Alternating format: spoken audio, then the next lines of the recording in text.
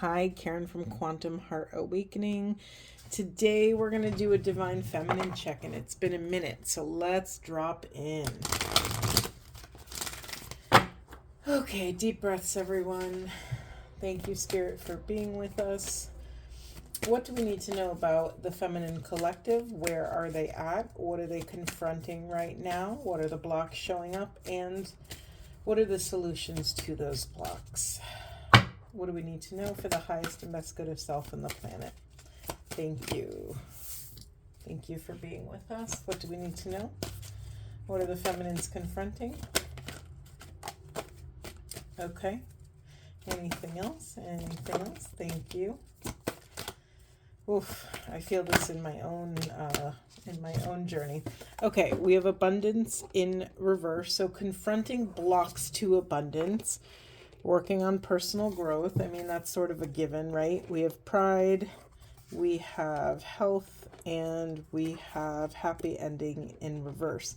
What's in the unconscious position? Financial discipline in reverse. Okay, so when I get a reversal, a reversal in the shadow position, for me, that's a symbol of a false shadow. So what are you pushing away regarding your finances? This is a really big thing for feminines right now. This is rattling the root chakra stuff, our financial stability, our feelings of safety and grounding on this planet.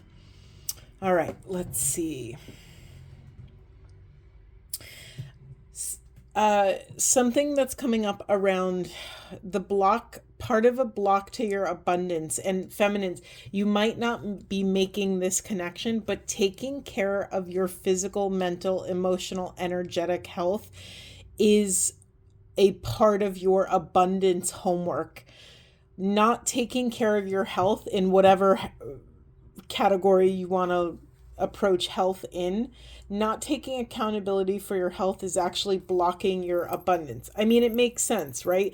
We could be so incredible at our jobs, in our careers, at making money, at nourishing our livelihood. However, if we are not stable in our health, it's going to trickle down and slowly start affecting all of these different parts. You might not be feeling the effects of this right now, but it is going to contribute to your ability to cross the bridge of your abundance and get your happy ending, whatever that is for you.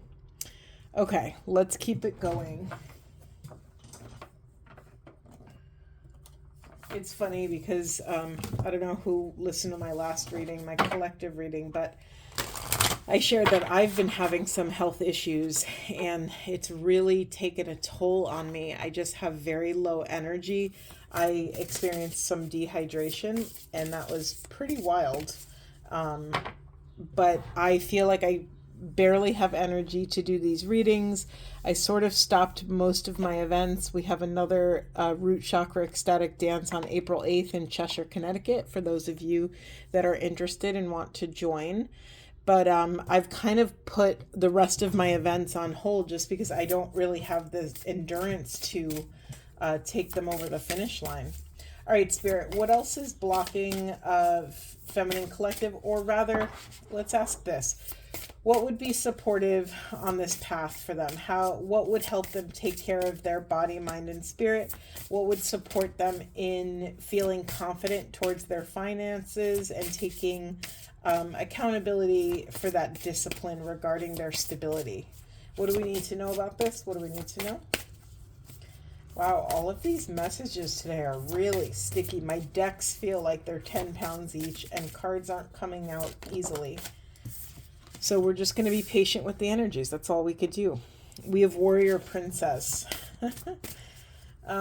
This Warrior Princess card is a very much a Hierogamy card. It's sort of the melding, the union of feminine and masculine to honor the parts of self that are in flow, but also to feminines, don't forget your warrior side. Don't forget your inner masculine side, who has the ability to step into control, the ability to provide for yourself, the ability to step into a little bit more intentional discipline.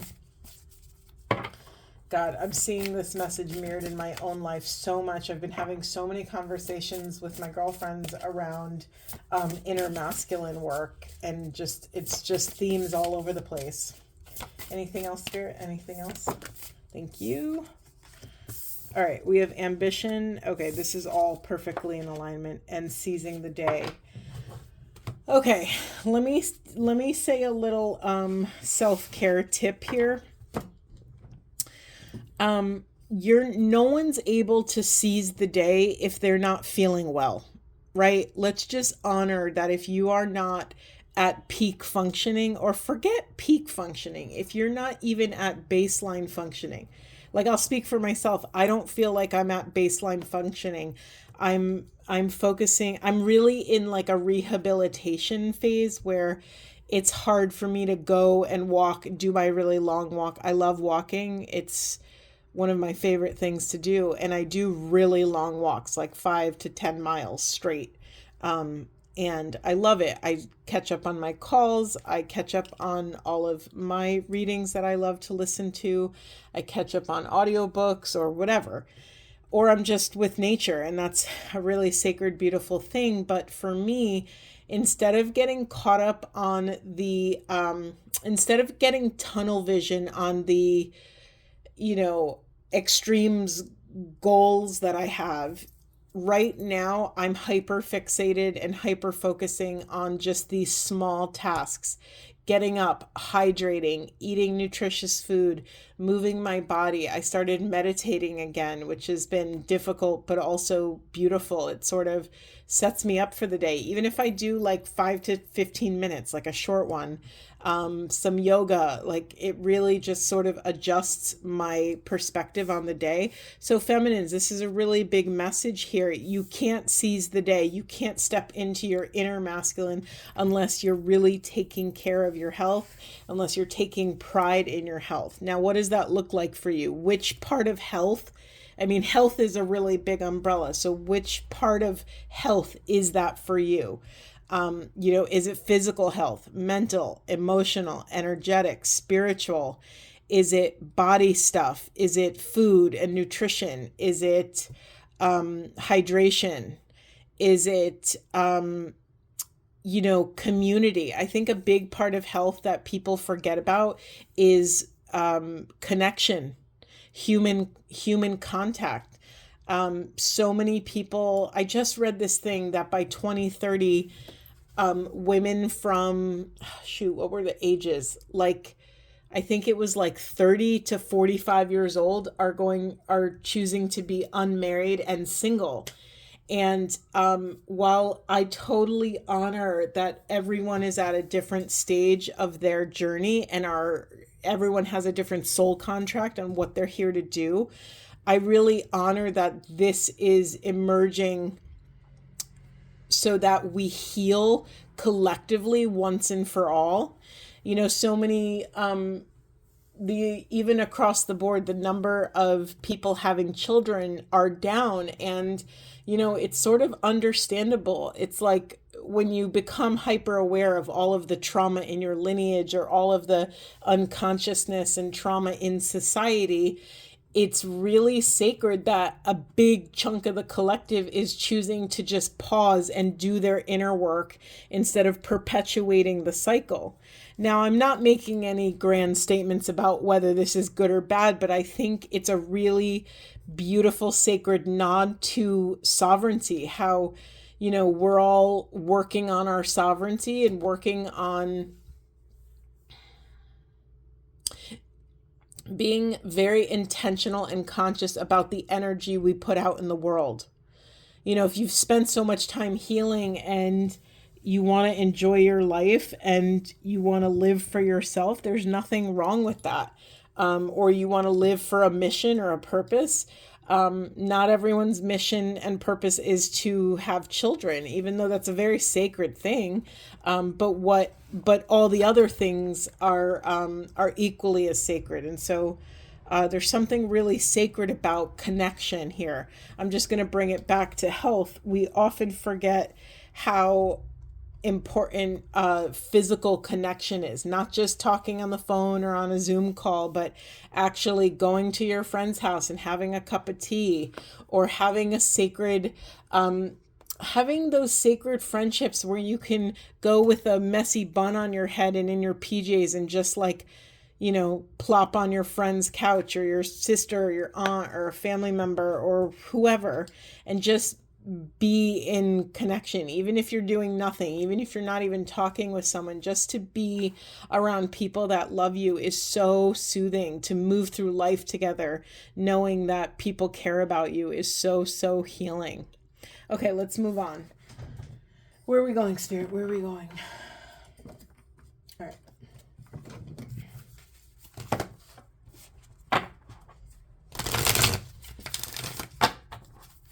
Anything else, Spirit? Where else are we going today? Where else are we going? What do we need to know? Thank you. We have the Great Gathering. It's all coming together. Intuitive hits Soul Tribe. Yeah, the Soul Tribe speaks to finding your community, the health of... okay, I'm getting interrupted. Hold on. Thank you, Spirit. But before I even... Thank you, Spirit. Anything else? That's too many. Before I even flip these cards and read them, something else was coming through. Feminines, before you can take control of your life, you have to first drop into your deepest soul authentic truth. This is not a small question, and I know I'm saying it lightly, and I know it's not a light thing, but you're really being asked to figure out what your deepest desires truly are. I don't know where you are on your journey. I'm just tracking the collective energies, but it feels like the feminine energy is coming through a portal or healing the body. We are the portal of the divine, right? We usher in new souls on the planet. And when the vessel is out of whack, everything is out of whack, and everything that comes through that portal, that vessel, is out of whack. So it's really important that in this time of chaos or upheaval, it's really important you get very clear on what you want, and to stop waiting around. No. I don't want to say it like that. It's not stop waiting around. It's more like it's time to be radically honest with yourself. You're allowed to want all the things. You're allowed to want really anything. There's no judgment around your desires. I just found this other quote. I love it so much. It's like, ask for more. The universe isn't on a budget. And so I think because of the nature of humanity, when we're manifesting or when we're thinking about what we want, we sort of play small, right? We sort of maybe you want, $11 million, but you'll ask for $1,000 or something. That's a really extreme example, but it's like, maybe you really want financial abundance, but instead you're manifesting a specific job. Like, you're allowed to just ask for the abundance and surrender how it comes into your life. You don't have to micromanage your wants, your desires, your needs, your dreams, your goals. Leave that part up to the quantum field. It's up to you to come into a pristine resonance with your desire, to be so on fire for what you want, to be so ignited that it almost makes you a little nervous. You're like so excited, and what's that thing that if it actually came into your life, it would sort of throw you off? What if all of a sudden, a genie popped up at your door and said, okay, what do you want? Do you have those answers? Do you have them in your back pocket ready to go? If not, that's a problem. So you're being called to come into your deepest authentic truth around these desires. And okay, they're giving me the example of it's one thing if you want just a numerical value of money. It's a whole different thing if you actually want the experience of what that money could get you. So sure, you could manifest the amount of money, but you could go straight to the experience. For instance, like I've been researching properties and land for quite a while now. I've been calling in like a minimum of 5 acres, but I actually want more than that. I'm calling in being a steward of land. I'd like to steward some land and really co-collaborate with land in my healing work. There's something I'm very called to, but I was like trying to manifest, I wasn't even manifesting that. I was manifesting like the money for that. I'm like, oh, right. I can go straight to the thing. I don't have to go through all these other things. That was just a silly example, but yeah, I'm wondering what that is for you. If you want to share, please, you could put it in the comments, but I'm trying to think of another example, like not just what would make your life easier and what would help you survive, but what would actually help you thrive. What is the work you want to be doing? If you had unlimited resources and unlimited support and funds, what would you be doing? I was fortunate enough to save enough where I could take a chunk of time off. And it's really interesting because the things that I told myself I always wanted to be doing, when I finally had the space, time, and resources to do them, it wasn't the fulfilling thing. It wasn't the thing I thought it was going to be. So this is really calling all of us to a pristine authenticity, a pristine truth. Okay, let's go through all these that popped out. We have keepers of the earth. Oh my God, did I just not say about stewarding land? It says, you are not alone. Ancient ancestors stand behind you. Whether you want to steward a piece of land or steward an idea or a mission or a nonprofit or,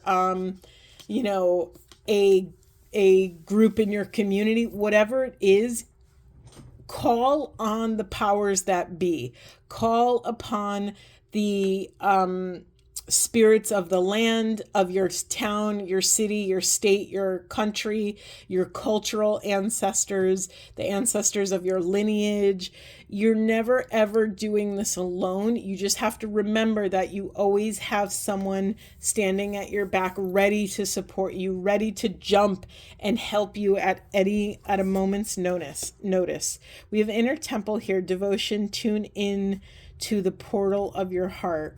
Let me just get all these messages and take a break. A life's work, not a season. Get off the treadmill. Yeah, God, okay. Thank you, Spirit. Part of what might be blocking this sort of ultimate balanced health and wellness is that we are plummeting past our bandwidth. We are running on empty. So many feminines that I talk to right now are really burnt out. Like, let's just call it what it is. We're crossing boundaries. We are giving more than we have to give. We're giving more than we're able to receive right now. We're trying to pour from an empty cup. And from an energy anatomy standpoint, you have to understand that when you are working at a deficit, when you are overdrafting your energetic bank account, that energy, you're still accountable for those debts energetically. So I'm trying to remember how to say this. So when we do this process, when we cross our own boundaries and we don't honor our energetic truth or the energetic climate that's actually happening within us and without of us, inside and outside of us, we have to honor that it first comes out of our creativity.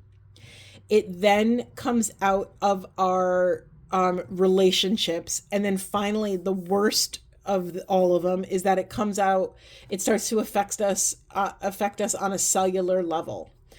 this is really huge. This is when illness takes root in the body. This is when, aches and pains and structural issues start to come in, back issues, spine issues, issues with any sort of foundational things, your feet, your legs, your pelvis, your hip, your genitals, reproductive function. This is like not small potatoes. This is the whole enchilada, if you will. And it's the only person that can draw these boundaries is you. The only person that can call your power back to you, call your spirit, call your energy back from all these places that you're plugged into. I mean, think about a generator, and a generator has a max capacity of output. When you plug too many things into it, it will be drained rather quickly. And then what? And then that's it. And then power's over. There's nothing left to give. So be really mindful of where you're giving your energy right now. Yeah, be a little bit more discerning, feminines. Okay, what's in the unconscious? I just had to look really quick. We have starseed. What lights you up? Listen, I know when you're in the trenches of your shit, it's really hard to even think about pleasure and fun. I've been, I've had moments with friends, with family members that it's like, or especially a lot of my mom friends, it's like fun. Like what's fun? I don't even know what fun is anymore. I don't know what I like to do for fun because they've taken on so many other roles apart from just who they were as an individual that it's hard to access those things. And part of healing is also healing the part of you that is unique to you. Who are you without all the titles? Who are you, outside of motherhood and sisterhood and daughterhood and parenthood and, who are you outside of your job? Who are you outside of all of these ways we define ourselves? Okay, Spirit, anything else? Is there anything else? All right, thank you. Well, okay, we have cheer up, live in the moment. So doing practices that keep you in the present moment. I mentioned meditation, and meditation is so freaking hard for me personally. It's been brutal. It's been really brutal. And because it's so brutal, I actually know that I need it the most, right? So what helps you personally? I'm talking to you as an individual. What helps you get in the present time? It's mentally, meditation helps that for me. Physically, yoga helps that. Yoga is the best thing. It shuts off my brain. And then by the time I'm finally laying at the end practice in Shavasana, I'm just laying there, letting my body integrate all of those beautiful, hard moves that I just accomplished. It moves through my body like magic or like grace. When I can push my body to a certain limit, not past my limit, but within my limitations, and have a mildly strenuous time, it's like waving a magic wand and it releases something in my body. It's the reason why a lot of people have beautiful healings on the yoga mat after, in Shavasana or after a yoga practice. You might have a big emotional release, or you might, come out of Shavasana cracking up, laughing. It's just a beautiful, it's like surrendering through the back door, right? You're not actively looking at all your pain and trauma and trying to surrender it, right? You're focused on the yoga flow. You're focused on your body positions and configurations. You're not thinking about your crap. You're focused on the physicality. But what we so often forget is the strength of the body-mind connection and how important that is. Even when you go for a walk, like, if I'm really in my head, I walk until my head's empty. That's just like an unwritten rule. If I'm stressed or have anxiety or I'm hyper fixated on something and I can't stop the rumination, I literally walk until it stops. And I understand and honor that not everyone has the schedule to do that, but it's something that has been a really successful tool for me. Okay, we have this dreams card. It says, believe in your dreams. Okay, this is twofold. One, believe that your dreams are possible. That's the sort of shallow, beautiful, sacred message. Love yourself enough to believe that, your desires are divine intelligence moving through your body. So that which you seek is seeking you. I'm sure you've heard that a million times. It's really important to pay attention to your dreams. What were your dreams as a child? What did you want to grow up doing? Or what did you do as a child that made you lose track of time? Therein lies a sacred gift, a little moment, a little nugget of truth for you to maybe follow. Okay, so that's the core shallow, that's the very obvious, clear message here. The other part of this is since the new moon in Leo, my dreams have been insane, and I've been remembering every single one. I've also trained myself to do that. Anyone could train themselves to remember their dreams, and I've been tracking them. And more importantly, I've been tracking the themes that have been emerging. And so pay attention to your dreams and believe in what your unconscious is trying to tell you. One of my friends who's a shamanic dream worker is so brilliant at this, and she's taught me so well that before you fully come into waking consciousness, you know, that place between sleep and awake where you're still sort of in dreamland, before you leave that sacred place, ask yourself, what was the overall feeling of that dream? Not how you're feeling out of the dream, but what were you feeling in the dream? And then write it down and just start tracking. You don't have to do like crazy deep analysis. Just start, bookmarking these moments. Maybe start a dream journal. Okay, beautiful. Anything else for these beloved feminines? Thank you. We got some flyers. Finally, the energy's flowing. Gratitude. Be grateful for all that you have. Okay, this is showing up in my neck right now. I just got a contraction in my neck, which is throat chakra stuff. It's really hard when you feel like shit and you're in the trenches of your own crap to access gratitude. Something that has been really supportive for me when I'm so deeply drowning in my own stuff and all of my tricks that I have aren't working. And believe me, I have a lot of tricks. Something that really moves the needle in my healing journey is when I'm rolling around in my own unworthiness and not enoughness and all the density, I pray for others. I pray for the souls in purgatory. That's a very old Catholic vibe. I pray for children and elderly and all people who do not have food, water, or shelter on the planet. I'm getting emotional because of oneness and all that good stuff. I pray for those that need it when I feel so stuck in my own puniness. I pray for others. It has moved the needle in my mental, physical, emotional, spiritual life almost immediately. I was stuck in some density the other day and I did this practice. Literally, the pain left my body after I did this. It was pretty incredible. So I highly recommend that if you're really struggling to access gratitude. That's just another version of like, okay, if I can't help myself right now, let me pray for others. Let me ask God to hover over other people and let grace run through others if I can't access it myself. All right, we have competition, summon courage and self-confidence. I wasn't going to take all these, but let's just see if this brings us a new narrative here. Unicorn, invite serendipity and originality, blaze your own trail. Okay, so unicorn and originality, these cards always go hand in hand for me, and I feel like they come out together, which always blows my mind.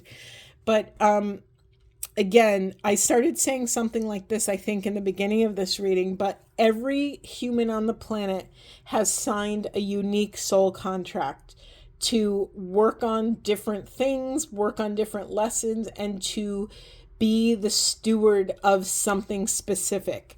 You have a unique soul mission that no one else is here to complete. It's yours and yours alone.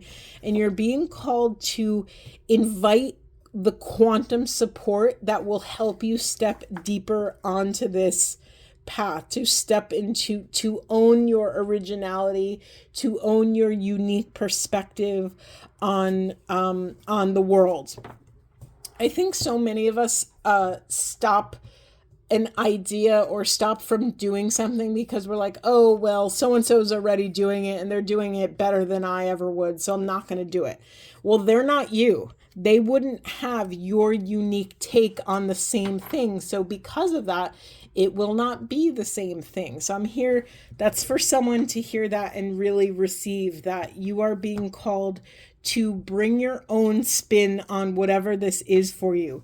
Whether you're an artist or a healer or a therapist or a lawyer or a doctor or whatever you do, a farmer, like whatever it is, you're being called to shine your unique light on the situation.